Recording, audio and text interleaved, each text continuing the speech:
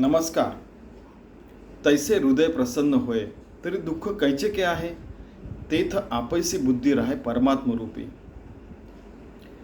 42वी ज्ञानेश्वरी नित्यपाठमधली ओवी ही खरी दुसऱ्या अध्यायातील 340वी ओवी. 339, 40 आणि 41 एकत्र आलेले आहेत. तर मागच्या ओवीत आपण जे बघितलं त्याच्या पुढलं ह्याच्यात आलेलं आहे की जेव्हा हृदय प्रसन्न होतं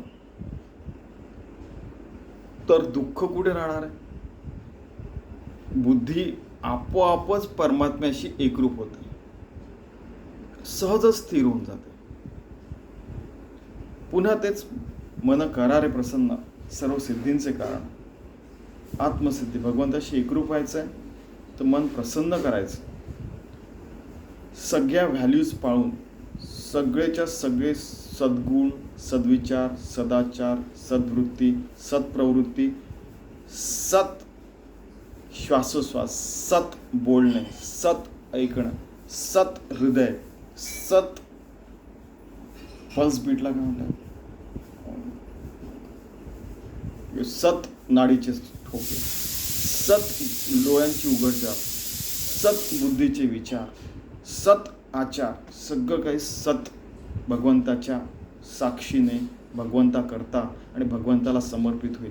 ब्रह्मार्पणं ब्रह्म होईल, ब्रह्माग्नो ब्रह्मणाहुतम, ब्रह्मवेतेने गंतव्यम ब्रह्मकर्म समाधीनं. असं व्हायला पाहिजे, आपल्याला जाणवायला पाहिजे आणि आपण सतत समर्पित पण राहायला पाहिजे 24 तास पूर्ण जीवनभर.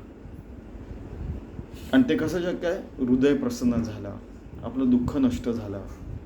याचा अर्थ आपण प्रत्येक वेळेला बघितलं की कोणीतरी पिंच केलं, काहीतरी झालं तर आपलं माणूस असल्यामुळे थोडंसं थोडा वेळ दुःख, थोडा वेळ त्या गोष्टींचं सुख दुःख होणारच, थोडा वेळ, पण एकदम त्यात वाहून जायचं नाही असं त्यांना म्हणायचं. आणि मग परमात्मा रूपी आपली बुद्धी स्थिर होऊन जाते. आणि असं आपण जीवन जगलं तर सगळीकडे स्वानंदबोध पाठण निर्माण होईल. प्रत्येक व्यक्ती, प्रत्येक शक्ती अशी पूर्ण म्हणजे हृदयाच्या प्रसन्नतेने राहील आहे. चला आपण तसं जगायचा प्रयत्न करूया सर्वजण. धन्यवाद.